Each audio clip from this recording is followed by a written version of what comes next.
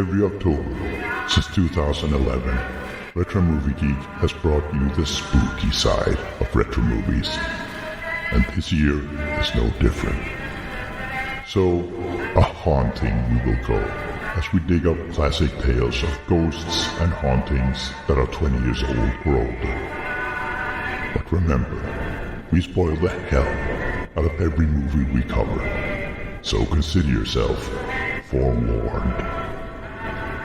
Spooky Flix Fest starts now.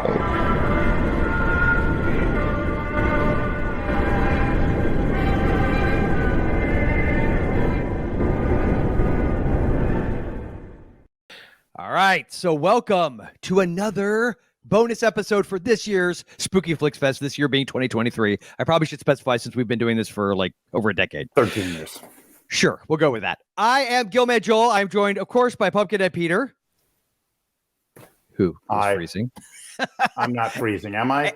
You're good. No, not at all. And we are joined for this bonus episode. And if you're watching this, the video version, you already know Hammond Chamberlain of Beyond the Playlist is here with us. Welcome back, Hammond. Hey, it's been a long time since I was on. I thought I'd been banned. No, come on, dude. No, we just don't record it. The thing is, when you go from like 4 shows a month to 2 shows, you know, you don't realize how much that cuts out. And then if we're doing a 1 show a month situation, it's going to be even less. So. Yeah. Nothing personal to anybody. 2026 before I'm actually on again. Maybe, but that would actually, if you follow the trajectory of number of shows, that actually is totally within reason. So Hammond, of course, and myself, we have done a couple of things together as well, right? We've got the Booth at the End podcast, which still exists, is out there. Glad you followed up with podcast because that sounded woohoo. Well, I meant that too, but don't judge me. Oh, wow. And then also we did Werewolf, the TV series, the podcast. Yep. Which is one of my prouder achievements because I love that show. It's interesting that I still get messages on occasion from people discovering both of those. Like just a few months ago, I think we both got a message from somebody who just discovered Werewolf. Possibly. I don't remember. I don't know if we did it. There's also a new review on iTunes or something where they're like, holy cow, this actually is a real thing. Yeah, it's a real thing. And I think I've already told you this, but I was finally able to get that SOB in a box set from the French one. Yeah, and it was just so random. I don't even know why on Amazon I happened to search for something and then that popped up and I was like, wait, what? And on top of that, I ended up getting it for like, I think it was $60. It's already up over like 100 now, I think, last time I checked. So yes, I love the little wins. Kind of yeah. So I was very happy. It's the small wins. I know that I have the Crow Stairway to Heaven series, and I have the American version, and I look on eBay, it's like $200. Wow. So I bought the region free version or the region the British version so that I could keep watching it and not mess up that other one. But it's super cheap compared to the American one. The American one's so expensive now. Yeah, it's crazy. I finally, you'll be proud of me. I finally got my region free Blu-ray DVD player, so I can actually, well, and I did it for 2 reasons: Werewolf and for May, because they did a box set of May, the movie May, and it was like Second Sight Films, I think, out of the UK, and it's freaking awesome. And I love that movie. My reason for getting the region free DVD player was The Amazing Mr. Blunden. Yes, and then my reason for getting the Blu-ray player was for the Brotherhood of the Wolf. Yep. Another great one. Right behind me. Yep. Another good one that you joined us to cover. No one. I was trying to look for. I like completely. Oh, at this point, kind of just glazed over. Peter, at this point, this is literally like the third from the last Spooky Flix Fest episode we're recording. I'm so used to this now. I barely noticed. So sometime. But at least the key is at least audio wise, you're not. That would be more annoying than if you're just doing like a weird Max Headroom thing every once in a while, which is fine. Very funny. We are covering in this bonus episode. Let's get to that. That's the important piece here. We are covering Children of the Full Moon. No, wait. Yes, and Hammer's House of Horror. The House That Bled to Death. Yeah, which is a bit of an overstatement, perhaps. Yes. It's the 5th episode. It's episode 5 in season 1, and it aired on October 11 in 1980. Yep. Yeah, they oversold it with the title. They really did. Although we'll get to this, but because the last bonus TV show episode that we did with Nathan Toll, and for that one, people haven't seen that yet. I know. Well, no, they have. Yeah, actually, this is after. And that was from Ghost Story, also known as Circle of Fear, and the title, Peter. Yeah, but when that episode, that particular episode, it was still known as Ghost Story. That's right. But what was the title of the episode itself? I don't remember the TV show for some reason. With Jason Robards. What the episode? Yeah, it was like something about the dead. Son of a bitch. We just did this. I know. There you go. Old man brain. Yeah. You look it up. While you're looking it up, I'll have it in front of me. Okay. It is. The Dead We Leave Behind. There you go. The Dead We Leave. Which actually that's a good title. I like that. The Dead We Leave Behind. Yep. That's a good. And it was not a perfect episode, but I will just say, spoiler alert, compared to this one, it was. So I think there are good ideas here. I can't say there are. That's fair. It needed to be, I think it needed to be a movie, not a anthology TV show. They felt like they crammed. Yeah, it's almost like when they try to make someone makes up a short film, but all their ideas are feature film based. Light. Yeah, I don't even know if I'd call it Amityville Horror Light. I mean, yeah, I guess technically the walls bleed and stuff, but it's with the reveal at the end what everything is about, kind of. But I don't think any of that was necessary. Real story. Okay. I guess I hear the problem is, Peter. Let's just jump right into the show. Okay. Synopsis, quick. Yeah, do a synopsis, and then we can start to lambast it. Wow. Okay. Let's see. After buying it for a good price, a couple and their young daughter move into a house that was the scene of a macabre murder.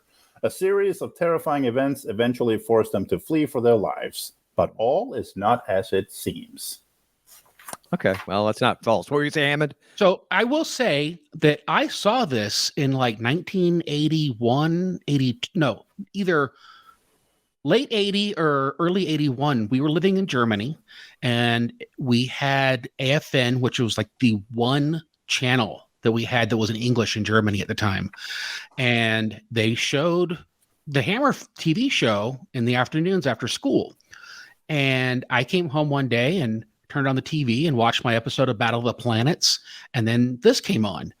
And the scene that stuck with me, and it still kind of got me even this time, was when the pipe came out over off the wall. The bloody birthday scene. Yeah. And then it started carrying all over the birthday cake. And then to make it worse is that later that day when the girl goes out and you realize it's nighttime and they just left it. It's like her entire birthday's just bloodied. I will say this. My notes are mostly, let's just say, on the negative side. But the one note I had was, okay, the bloody birthday scene was awesome. I wish it had gone on longer, but it was awesome. That stuck with me for so long. There was another movie I watched about the same time called Ruby. It's about a drive-in. Oh, yeah. Yes. I haven't seen it since then because I am terrified to watch it. Is Piper Laurie in that? Is that Piper Laurie? No idea. I just know that I was scared out of my wits. Yeah, I vaguely remember. Or is that? I'm sorry. Keep talking. I'm sorry. I was home alone. My parents were off doing something, with friends. So I was watching, and then I remember I kept watching it because I couldn't stop. But it was terrifying. Yeah, and I probably had nightmares. I was probably 4th grade at the time, and I had nightmares for like 2 or 3 days afterwards. And every time I think about that movie, it really still is unsettling. It probably sucks now. I mean, what, Ruby? Yeah. It is Piper Laurie, 1977. The IMDb synopsis, just so in case anybody wonders, 16 years after Ruby Claire's gangster boyfriend was shot and killed by 4 associates, a series of gruesome murders takes place at the drive-in movie theater she now owns. Meanwhile, the behavior of her mute daughter, Leslie, is becoming increasingly strange, and a visiting psychic claims that forces from beyond are out for revenge. I have to see this movie. It's set in a drive-in. Yeah. That's awesome. I've heard of it. Yeah. Well, when you do it, have me back on. So absolutely. If it still gets me or not. But okay. So going back, I forgot. Going back though, I remembered nothing else about this show. And when she first saw the blood on the wall, when she's picking at the wall, which, come on, kid, don't pick at the wall. That's lead paint. You don't want that. Yeah, really. And so I kept waiting for it. And when it finally happened, there was a sense of relief because I thought imagined it. But the whole premise of the gag, for lack of a better word, the setup, totally spaced it off. And some of the stuff near the end seemed like they were really rushing, and I have questions, and when we get there, we'll ask them. And I think, you know what's funny though, Hammond? So we'll get to, when we get to that part, I hope I don't forget, but I have a very, I feel like, simple solution that could have made that at least marginally clear what the heck was going on before you finally figure it out. But it takes you, for most of the time, you're like, what the hell's going on right now? This is like 10 minutes later. What's going on? So we'll get to that. But so the whole thing starts off with a man getting his wife, presumably his wife, tea. Right? They're British, so of course it has to be tea. And he poisons her, presumably. Yeah, and afterwards, he cuts her up with what appear to be throwing knives from a circus act. They have a special name. I don't remember what. It starts with a K. I've seen him make it on Forged in Fire before. Okay. Kukru, something like that. We'll go with that. But they look like the kind of knives you see when a guy's got, the woman's on the spinning board and they throw the knives at her. That's what they look like to me. So but it looks more like something the Dothraki would have. Yes. Why would he just, I mean, I'm not saying, I guess I feel like if you're going to do something like that, they should have shown him, maybe walking over, pulling up a machete, or pulling up I guess a chainsaw would be too loud. But you get my point. Like, that seemed like a really weird instrument to use. That's what he had. So, okay, I mean, whatever. And But I'm going to do you one better. Peter, do you one better. That opening scene wasn't even necessary. You could have had the family getting to the house, right? And weird stuff starts happening. The knives show up. They do the ubiquitous. We've got to find out who was in this house before us. We see the old couple. It says something about the guy, chopping his wife up. That's all. It wasn't necessary to even have that first 3-4 minutes. Yeah. This was tied to Amityville Horror, so American audiences would go, "Oh, we know this story."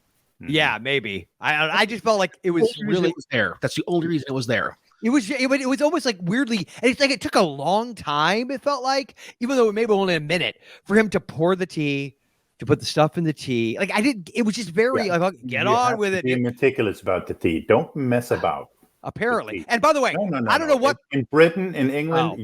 I know they're very serious. Tea. Yeah, you don't mess with tea. I get it. No. But what I'm saying is that I didn't like. What did they show? I may have missed it. Did they show what poison he used? Because it may be the most powerful, fastest acting poison in history. I mean, we don't know anything about it. Maybe she had a condition and he used. Well, she did, because she was reaching for the pills, and he gets up and he moves. So them. Probably he knew what to use. I don't know.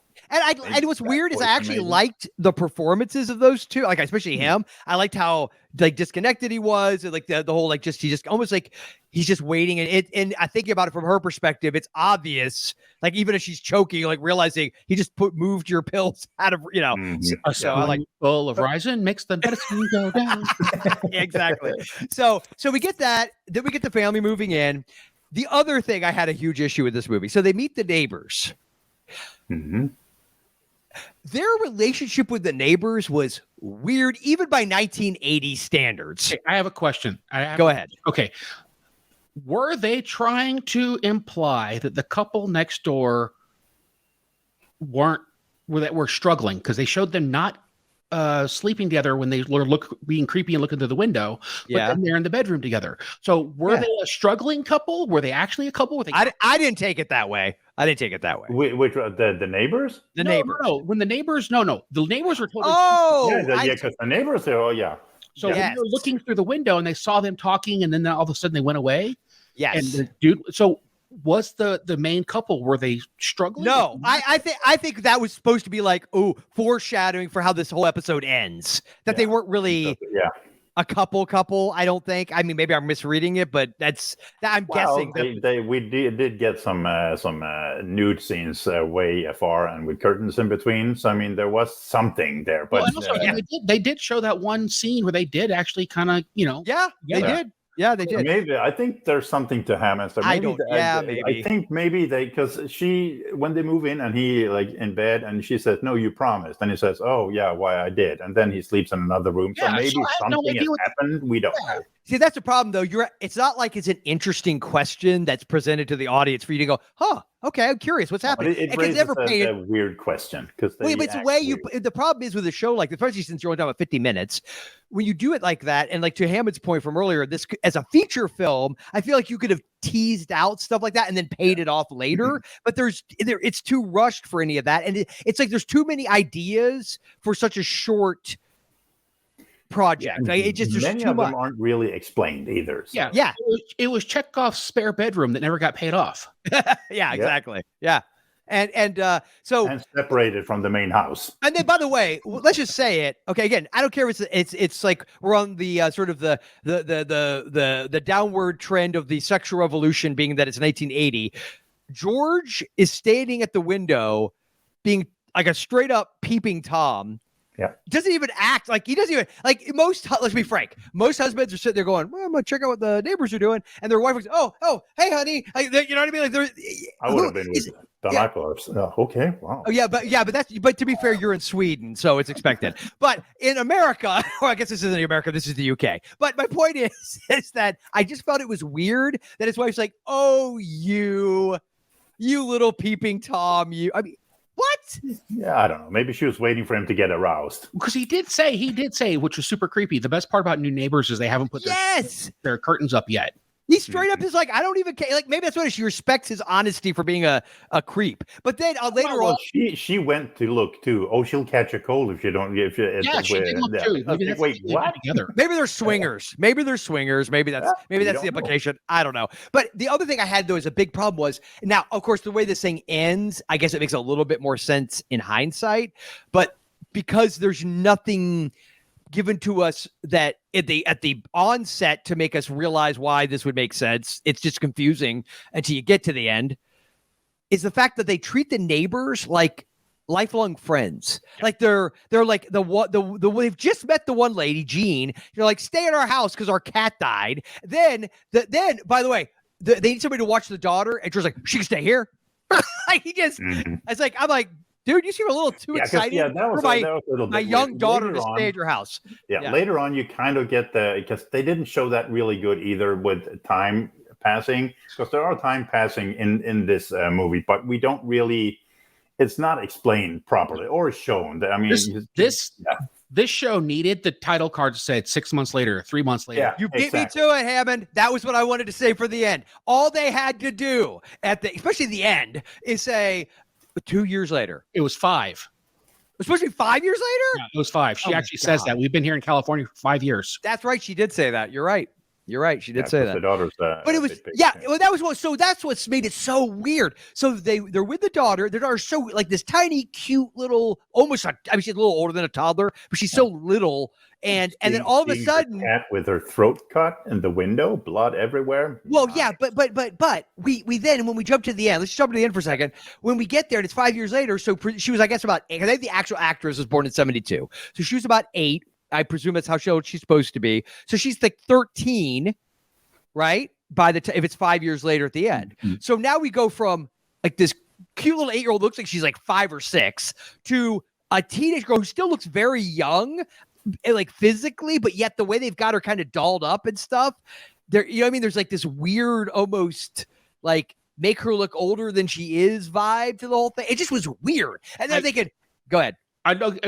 You finish your thought because I have a question after. No, I was just gonna say that's what. I mean, without that title card, 5 years later, that's all they did. 5 years later, then it's like, okay, then what's going on? Why would 5 years later? That would have made more sense. And what she gets out of the pool, I was like, is that the daughter? It's like, this isn't the same kid, but yet she looked just enough like her. So it was good casting in that regard. But the whole thing just became very confusing to me. Because Hammond, like you said, we needed cue cards. Big time. Yeah. So my other question is maybe because I was watching it on my computer monitor, I knew what the book was because I had picked up the clues of what the story was. But were we supposed to be able to read the book that she was reading on the bed that sent her to go John Wick? I think so. I think we were. But to your point, I saw it on my computer as well, and I was like, I was having to squint. The book that the little girl is reading on the bed at the end, it's presumably that's the book that the realtor I'm doing quote fingers that he wrote. Yes. About and look, and this came out the year after Amityville did. So there's a part of me that thinks this is why. They used parts of the real story with that. They must have.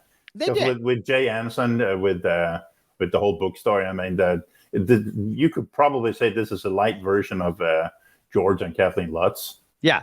But if you're going in cynically assuming that it was all a big fraud scam, that's what this is. That's what this is presenting. But see, that's the problem, right? It really wasn't a fraud or a scam because weird crap really did happen. Although, I guess, are they implying that they made all that stuff happen? How? Okay, so another question there. Well, let Hammond go. Hammond go first. Okay, so everything that happened, I can kind of describe. So the little bit of blood in the wall, that's easy. Okay. The hand in the refrigerator, he went back in before they walked in to set it up. Okay. He rigged the pipes. He rigged the stove. What else? Oh, he was the one putting the knives back on the wall and pulling them out of the garbage can. And also, he worked at the hospital with cleaning like a porter, so that all the blood cleans up actually blood and all that. So he could have actually brought a hand back with him. So in 1980, I know technically AIDS wasn't it was a thing, but it wasn't as known of a thing. Yeah. I was gonna say he would have got potentially just random strangers' blood and dumped it all over his kids and family. Well, that's great. Good guy. The idea of universal precautions didn't exist until that's true. Maybe the mid 90s. Yeah. So what a dick. And so then on top of that, who killed the cat? Is the implication the kid killed the cat? The dad killed the cat. Yeah. Okay. Which is actually when I first finished this, I was like, okay, what the hell was that kind of an ending? But then I spent the day today thinking a little bit about it and how dark it actually is when you think about the implications, what the parents did to the kid. They killed her cat. They sprayed blood all over her. That body parts. They turned her into a psycho. Is the implication? Yeah, she is traumatized beyond repair by now. So it's actually kind of dark. It is. One more question. She's laying there in bed and she pulls the arm off of her doll and giggles. Yes. Why did she do that? Was she possessed? Was it just her a mistake? I think she's just. What was going on there? Because it was remind me, because it's feasible. I was only half paying attention at that point. Is that when she's still a little girl? Yeah, she was. It was that creepy China. Yeah. I remember the doll. But she was laying in bed and she twisted the porcelain forearm and hand off, and then she laughed. I wonder, could that be foreshadowing that that all of this is affecting her and she's basically losing it? That's what I take it as. We miss cue cards about how much time has gone between this. Had we just had like a month later, I mean, even Amityville though, right, Peter? Yeah. Amityville does that, right? Day one, day one, so we can track it better. Yeah, it was so confusing. So, because the only thing we really got was when seeing the house looking better, and I'm doing quote fingers again because it didn't really look that much better from when they moved in, to be completely honest. He's putting on some paint and all that outside, but you get the implication that some time has passed and they haven't, because they say we haven't seen you for a while. When the neighbor comes over with the wife, faints, and I'm doing quote fingers again. Hold on, that's important. I made a note of that. Over waking up and seeing dentures and like knitting, partially done knitting beside her, that makes her scream and faint. Yeah. And also when they're out walking with the neighbors, she passes the store and there's the liver. Yeah, liver. And then she faints. I'm doing air quotes again. Well, hold on. The first fainting, that was Jean, the neighbor, right? The second fainting was the wife, wasn't it? Yeah. But she in front of the neighbor. And that's when they kind of go back to the house. And the whatever his name was now, the husband. Let's call him Peter. Let's call him Peter. We'll call it Peter. I don't know. Am I going to be set up here? No, because that's when he said. That's when he kind of throws out the line that they haven't seen the neighbors for a while. So that's where you kind of get the only sense that. Yeah, that's what I'm saying. You have to be paying so. Yeah. Such, and it's not attention in like a. I rewound multiple times. There are some movies and shows where you have to pay attention, right? You have to over a season arc, you have to pay attention to so many details and keep it all straight. But if it's done in an engaging way, and it's clear, it's fine. You can do that. But if I have to work that hard to keep a track of a dumb timeline in a 50-minute long episode, I'm sorry, dude. I guess you don't want to do an anthology watch like we did with Werewolf of the Hammer shows. No. Although it is only, 14 episodes or something? It's only like 13 episodes. It's going to be a lot of me acting like this. That's the only catch. What the Masters of Horror? We could do that one. Oh, yeah. And I've only seen like part of the first season of that. I haven't seen all of them. Yeah, that's an option too. Yeah. So, like I said, the end of the show, they're in bed celebrating their con that they pulled off. Sure. And then the girl finds one of the knives. Of course. The kukri. That's what it's called. Kukri. Kukri. There you go. Yep. In a suitcase. So who packed it? Did Dad pack that as like a souvenir? I guess. I don't know. It's again questions. Well, okay. The whole thing is dumb. So when she goes in and she goes John Wick on the dad, because he killed her cat. So she clearly is going to be. I mean, did she kill Mom? Did she get arrested? Did she grow up in a place? Does she now, did she go to high school with her friends and they didn't like her? And she went on to be, was it Ozma in Return to Oz, the creepy Wizard of Oz? Yes, she did. Yeah. Sequel with Fairuza Balk. Yeah. Yep, she did. Yeah. I mean, I don't mind that ending. I mean, because it's what that anthology shows do. They give you a kind of a shock ending, and then you walk away with something to talk about. Sure. But there were a lot of story distractions in here of the couple maybe not getting along, the time tracking, the relationship with the neighbors, a lot of these weird little distractions in there that pulled your attention away from the main line. And either you need to flesh that out and make it a feature, or you need to cut them out and just stick to the main story of the con. Yeah. Yeah, or go in a totally different direction. Because one of the thoughts I had was because the couple next door, Gene and George, because they had been there when the old couple was there, and there was some slight implication where William, the father, was blaming Gene because nothing happens unless you're here. That whole thing, and I got thinking. The thought occurred to me. I was like, because I was thinking of like the Wicker Man or whatever, the old sort of, the idea of within the UK, the folk horror and all that kind of stuff. Like maybe they're witches, and maybe they're doing this to their they don't like having neighbors or something, and they've done this to other people, like something like that. I thought it could have been a twist. I would have liked that better. Because they talk about should we tell them what happened? And said no, just I get there's so many questions about this episode, but they go unanswered. That's the problem. Yeah, that's again. So but still, the ending, like I said before, I thought, what the fuck is this? Mm-hmm. And then you think about it a little bit, and the implications that what the dad did and why the girl acted like it turns dark, and I kind of like that aspect. But the episode as such needs. It's like this is kind of like a first draft. It needs a couple of rewrites and then it's done. But I don't know. Yeah, there's just too many. There's too many strings that are kind of left out into the. Yeah, they do to trim them or flush them out, and make it a feature. Yeah, I like that. I'm not freezing. I'm not freezing. You're freezing.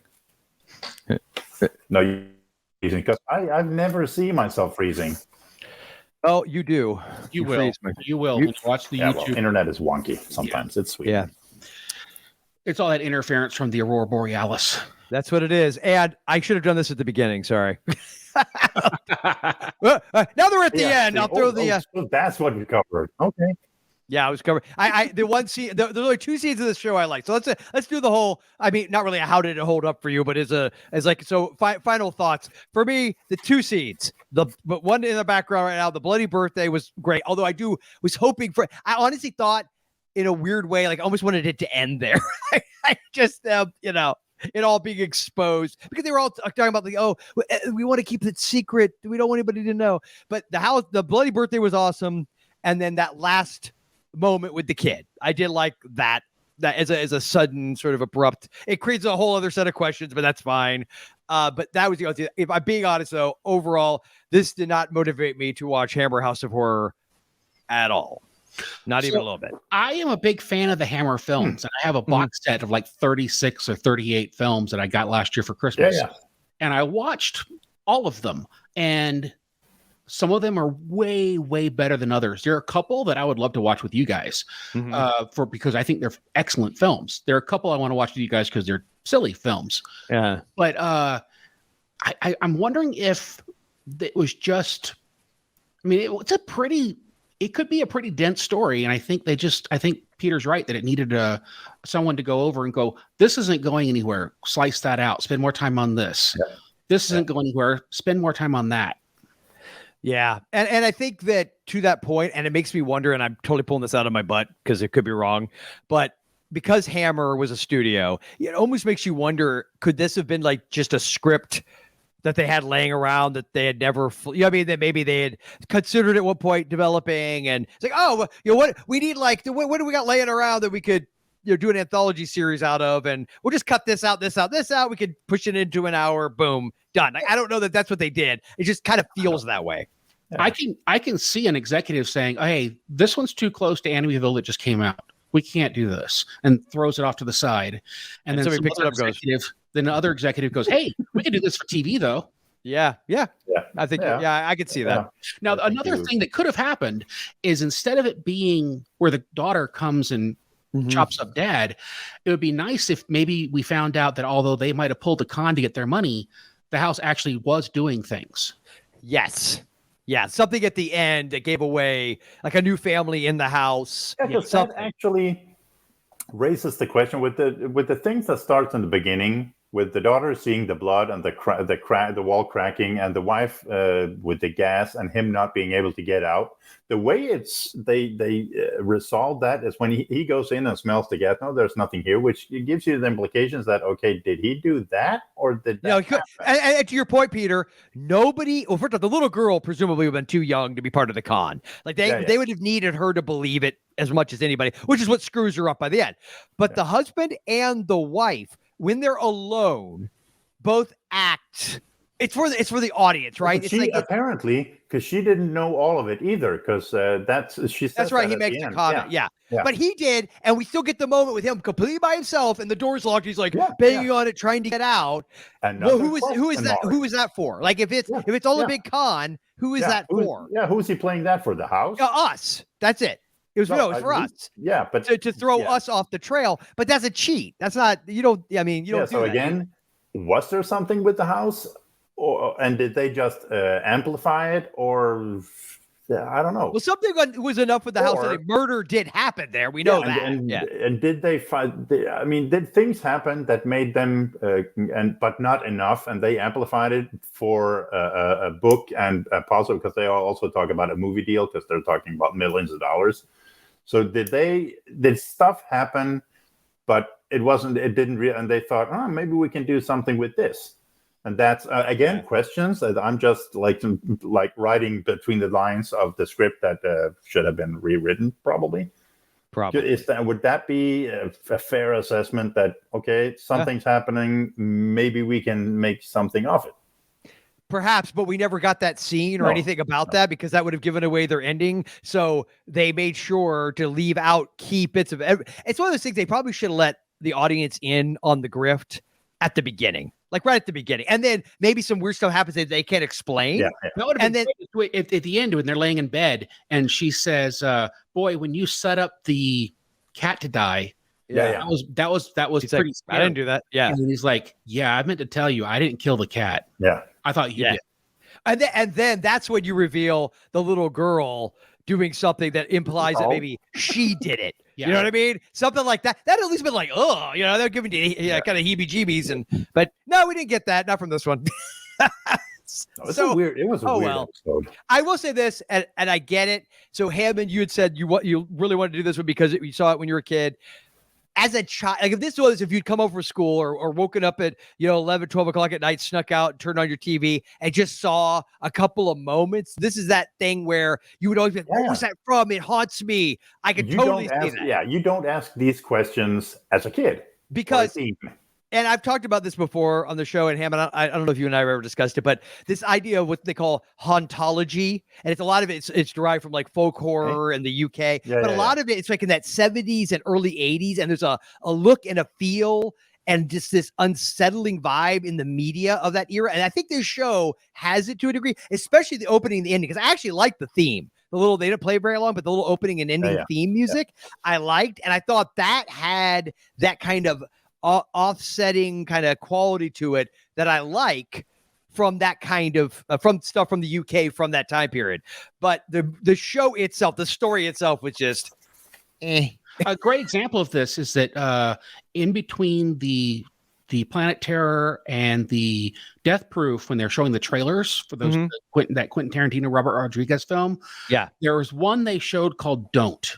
Okay. And it was basically this British horror movie, and it used all the tropes of the grainy footage with the house and the fog and and in the way the trailer set it up, you could definitely tell it was like, oh, this is a foreign film. They don't want people to know, so we're not going to hear any of the people talk until you get to the movie and you watch it. Yeah. And it's been, probably recut for American audiences.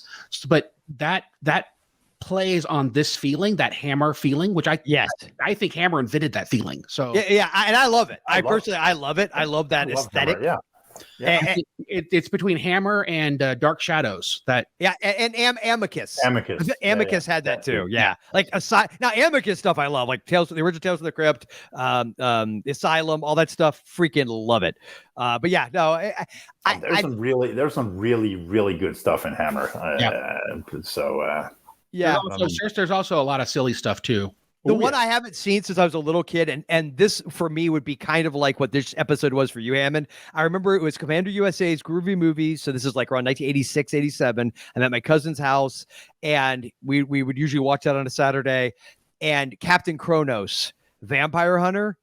And the only thing I remember from it is I guess there's a sword fighting scene. And all I remember is like these giant stairs and blood everywhere. Like it was like a kind of a white, stark white interior and just blood, arterial spray. That's what I feel. And who knows, maybe I'll go back and that won't even be, it's kind of like you saying you didn't even remember if the bloody birthday scene was as you remembered it. So I really want to revisit that one because I seem to remember that being a pretty good, I think I've heard people say Captain Kronos is a good one. Like I said, this and Ruby, I saw probably within just a few weeks of each other because it was still in that same apartment in Germany. And it was nice revisiting this one to see, one, that I actually remembered it correctly. Yeah. And then two, that it actually wasn't as haunting, scary as it was when I saw it as a kid.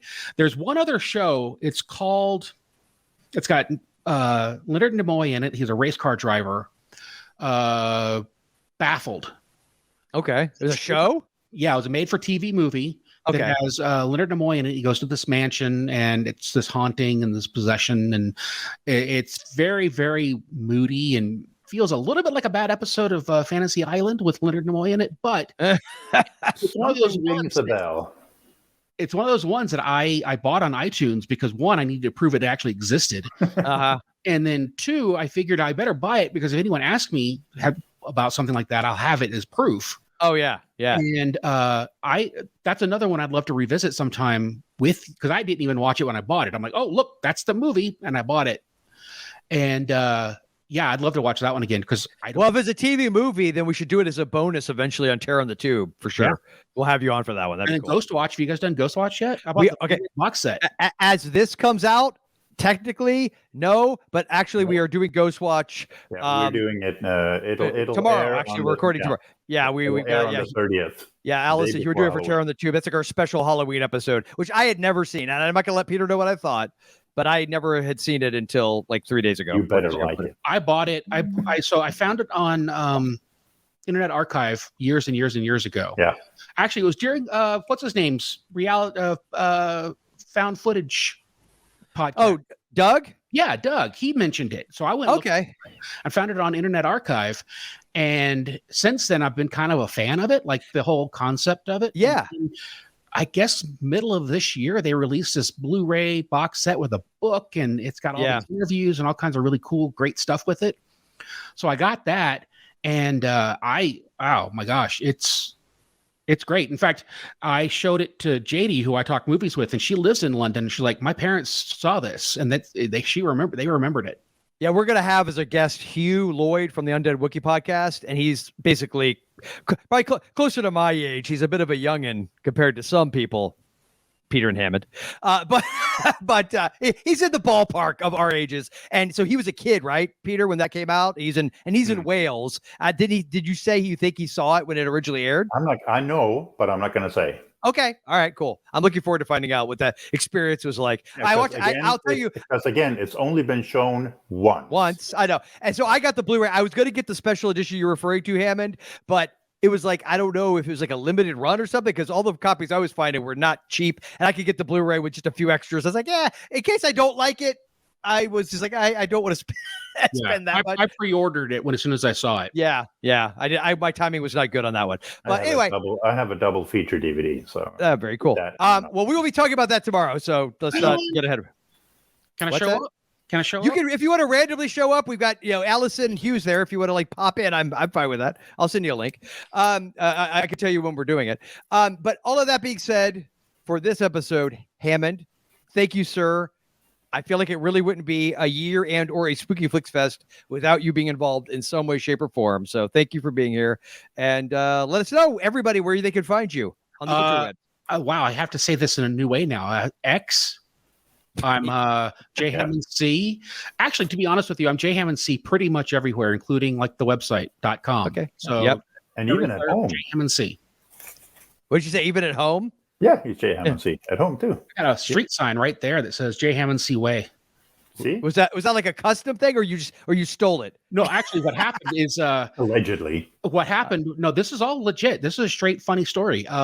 When I was working for Salt Lake County, you signed up for some health benefit program where they pay you money to do exercises and stuff like that and keep the company healthy. And they had a drawing for people who signed up by a certain date. And they called me and said, hey, you won the drawing. You get to have a VIP parking spot at the county building. Like, that's fantastic. But I don't work at the county building. I work down at CJS. And they said, oh, well, hang on. We'll figure out. And I'm like, you could give it to somebody else. I'm fine. They said, well, we'll figure something else out. So they called me back and says, how about a street sign with anything you want on it? Like, heck yeah. Nice. Yeah, proving you're far more mature than I am. I don't think I would have gotten my name on it. It would have been something a 13-year-old would request. But yeah, no, that's pretty cool. I just realized what image you have in the background. What? It's for the show. Yeah. It's the bloody birthday. Yeah, it's the bloody birthday. No, not that. Image behind us. Oh yeah, no, I thought you heard me say that. Yeah. The bloody birthday. I just read. What's that red stuff? It's kind of hard to tell. You can see you can see in the full shot. You can see the pipe coming down, and but we've seen the show, so we know. Yeah. Indeed. I'll hide us at the very end so that way you can see it. All right, so check all Hammond's stuff out. He is great. He is a prolific podcaster who is a good friend of mine, and I always love talking to him. Of course, Peter is here, as always. My dear, devoted Peter, who is like you're like my Hervé. Since we mentioned Fantasy Island, is it Hervé Vallachez? But the plane, Hervé Villachez. Oh, that's whatever. Yeah, I just think it's hilarious because that guy was like 2.5 feet tall and Peter's like 10 feet tall. So hang on, I can't quite reach. There you go. So, definitely check Peter out. I know Peter. They can find you at Retro Movie Geek, and Terror on the Tube, and the Undead Wookiee, and is that it? Forgotten Flix. Well, yeah. You've kind of turned into Daryl there with all the shows. I know, really. Well, on Undead Wookiee, pop up from time. Sporadic. It's but sporadic. We do have a fairly long list there too. So yeah.